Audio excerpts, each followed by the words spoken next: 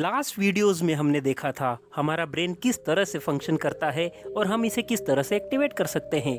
आज इस वीडियो में हम ब्रेन के कुछ इंटरेस्टिंग फैक्ट देखेंगे। पूरा वीडियो लास्ट तक देखें। हमारी बॉडी का सबसे कॉम्प्लिकेटेड पार्ट है ब्रेन। अभी तक सबसे ज्यादा रिसर्च इसी पार्ट पर हुई है। उसके बावजूद भी अभी तक जो खोजें हो पाई है, अभी तक जो डिस्कवरीज हुई है, वो पूरी डिस्कवरीज का केवल 5% ही है। एक एवरेज ब्रेन का वेट होता है 1 kg 360 ग्राम, जिसमें 60% फैट्स, 75% वाटर और पूरी बॉडी का 5वां हिस्सा यानी 20% ब्लड अकेले ब्रेन में ही होता है। इसीलिए ब्रेन को एक्टिवेट करने के लिए ब्लड एक सिग्निफिकेंट इंग्रेडिएंट होता है। अगर मैं आपसे पूछूं कि आपके सर्वाइवल के लिए सबसे ज्यादा जरूरी क्या है, तो आप बोलेंगे ब्रीदिंग। लेकिन आप जानते हैं कि हमारी सांस, जिसमें हम ऑक्सीजन का सबसे ज़्यादा कंजम्पशन करते हैं, वो हमारी बॉडी के किस पार्ट के लिए सबसे ज़्यादा इम्पोर्टेंट होती है? इसका आंसर है ब्रेन। आपको सुनकर हैरानी होगी, अगर आपके ब्रेन को 8 से 10 सेकंड तक ऑक्सीजन सप्लाई नहीं हो तो आपको बेहोशी छाने लगती है। 5 से 6 मिनट के अंदर अगर आपके ब्रेन को ऑक्सीजन नहीं मिले तो ब्रेन डेड भी हो सकता है, यानी आपका ब्रेन मर भी सकता है। सेंट्रल नर्वस सिस्टम के सबसे मेन पार्ट इस ब्रेन में 100 बिलियन यानी 1 खरब न्यूरॉन्स होते हैं, जिसकी पूरी एक्टिवेट एनर्जी का यदि यूज किया जाए, इसे इंटीग्रेट किया जाए, तो हम 23 वोल्ट का एक बल्ब जलाने में सक्षम हो सकते हैं। जागते हुए हम अपने ब्रेन का केवल 10% ही यूज करते हैं, जबकि सोने के बाद हम अपने ब्रेन का इससे कहीं ज्यादा यूज करते हैं। कोलेस्ट्रॉल हमारी ब्रेन की लर्निंग एबिलिटी और मेमोरी पावर को इंक्रीज करता है। हमारी बॉडी के किसी भी पार्ट में चोट लगने पर पेन की फील करवाने वाला ब्रेन खुद कभी कोई पेन फील नहीं करता है। अल्कोहल यानी शराब का सेवन करने से ब्रेन की फंक्शनैलिटी नेगेटिवली अफेक्टेड होती है। एज बढ़ने के साथ साथ सेल डिवीजन में कमी आने के कारण सेल्स की कमी होती चली जाती है, जिससे ब्रेन की साइज छोटी होती चली जाती है। यहाँ पर ब्रेन की साइज ही छोटी नहीं होती है, बल्कि हमारी मेमोरी कैपेसिटी यानी याददाश्त और लर्निंग एबिलिटी भी कम होती चली जाती है। अगर मैं आपसे पूछूं हमारे ब्रेन का सबसे ज्यादा डेवलपमेंट कब होता है, तो इसका आंसर है अर्ली प्रेगनेंसी। सुनकर आप दंग रह जाएंगे कि 2.5 लाख न्यूरॉन्स पर मिनट डेवलप होते हैं।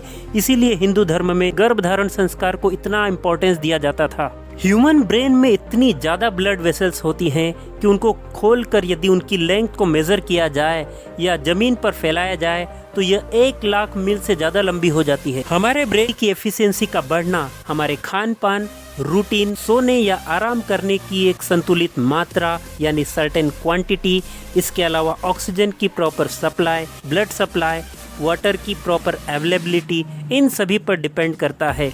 इसीलिए एक अच्छी न्यूट्रिटिव डाइट और पानी की संतुलित मात्रा में सेवन करने को, खुली ताजी हवा में सुबह शाम की सैर, एक्सरसाइज डॉक्टर सबसे ज़्यादा रिकमेंड करते हैं और इसे बॉडी की और ब्रेन की एक्टिवनेस से भी जोड़कर देखा जाता है। यकीन मानिए, ये सब अगर आप करते हैं तो केवल और केवल 21 डेज में आप अपने ब्रेन की capacity, mental ability, psychological power, memory capacity, learning ability, इन सभी को आप जादुई तरीके से चेंज कर पाएंगे और आप इन सभी को जादुई तरीके से बढ़ा सकते हैं। अर्थ पर सबसे ज़्यादा अगर कोई इंटेलिजेंट है तो वो है ह्यूमन बीइंग। क्या आप बता सकते हैं ऐसा क्यों? असल में इसका कारण ह्यूमन इवोल्यूशन से जुड़ा हुआ है। जब मनुष्य 4 पैरों से चलता था, जीन में म्यूटेशन होने से धीरे धीरे वह झुककर चलने लगा और ज़्यादा म्यूटेशन होने से ग्रेजुअली इवोल्यूशन में ऐसा चेंज आया कि मनुष्य सीधे स्ट्रेट खड़ा होकर चलने लगा। यहाँ चेंज केवल जीन में ही नहीं आया, ह्यूमन के फिजिकल स्ट्रक्चर में भी आया और उसी प्रकार ह्यूमन के ब्रेन में भी चेंज आया।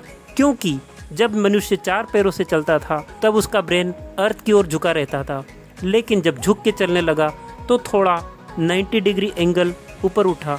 उसके बाद जब मनुष्य स्ट्रेट चलने लगा तो उसका ब्रेन सीधे वर्टिकल हो गया। ब्रेन की पोजीशन में यह चेंज मनुष्य के अंदर एक बहुत बड़ा चेंज लेकर आया। इवोल्यूशन की शुरुआत में ब्रेन अर्थ की ओर झुका होने से ब्रेन में रिक्वायर्ड क्वांटिटी से ज़्यादा ब्लड कलेक्ट होने से ब्लड सेल्स डेड होने लगती है। वहीं दूसरी ओर 2 पैरों से चलने के कारण ब्रेन वर्टिकल पोजीशन में आ गया, जिससे ब्रेन में ब्लड की बैलेंस सप्लाई होने लगी और यही सबसे बड़ा कारण बना कि आज हम मनुष्य को इतना इंटेलिजेंट पाते हैं। कुछ लोग मन पर कंट्रोल करने के लिए यानी माइंड को कंट्रोल करने के लिए बहुत ज़्यादा शीर्षासन करने लगते हैं, लेकिन जैसा कि हमने लास्ट फैक्ट में देखा कि ब्रेन शीर्षासन में एनिमल के समान नीचे झुक जाता है। ऐसी स्थिति में ब्रेन की पोजीशन झुकी होने के कारण ब्लड एक जगह कलेक्ट होने के कारण ब्लड सेल्स डेड होने लगती है। हम जानते हैं ब्लड की प्रॉपर क्वांटिटी ब्रेन के लिए बहुत इंपॉर्टेंट होती है। जब ब्लड सेल्स डेड होने लगती है तो यह हमारी मेंटल एबिलिटी पर उल्टा प्रभाव डालती है। इस प्रकार बहुत ज़्यादा शीर्षासन हमारी मेमोरी लॉस का कारण बनता है। यहाँ शीर्षासन का विरोध नहीं, लेकिन हर चीज़ की अति बहुत बुरी होती है। क्या आप जानते हैं कि बैकबोन हमारी ब्रेन के टेल होती है और ब्रेन का कुछ पार्ट हमारे बैकबोन में भी होता है। अब मैं आपको अपने ब्रेन के बारे में जो फैक्ट बताने वाला हूँ उसको सुनने के बाद तो आप कहेंगे कि हमारा ब्रेन बहुत दगाबाज होता है। ऐसा मैं इसलिए कह रहा हूँ क्योंकि जब भी आप बहुत मुसीबत में होते हैं या आपके साथ कोई अनहोनी घटना होती है, उस टाइम पर आपका ब्रेन अनकॉन्शियस होकर आपका साथ छोड़ने लगता है। यहाँ तक कि ब्रेन अपनी मेमोरी के उस असीम भंडार में से वो सभी घटनाएं जो उसे नापसंद होती है उन्हें भूलने लगता है, और वो सभी घटनाएं जो उसे पसंद है वो सभी घटनाएं उसे डिक्टो याद रहती है, हूबहू याद रहती है। ब्रेन के अमेजिंग फैक्ट का यह वीडियो हमारा यही समाप्त होता है। अगर आपको हमारा वीडियो पसंद आया हो तो लाइक, शेयर और कमेंट करें, और हाँ, चैनल को सब्सक्राइब करना न भूलें जिससे हमारे वीडियो के नेक्स्ट अपडेट आपको मिलते चले जाएं।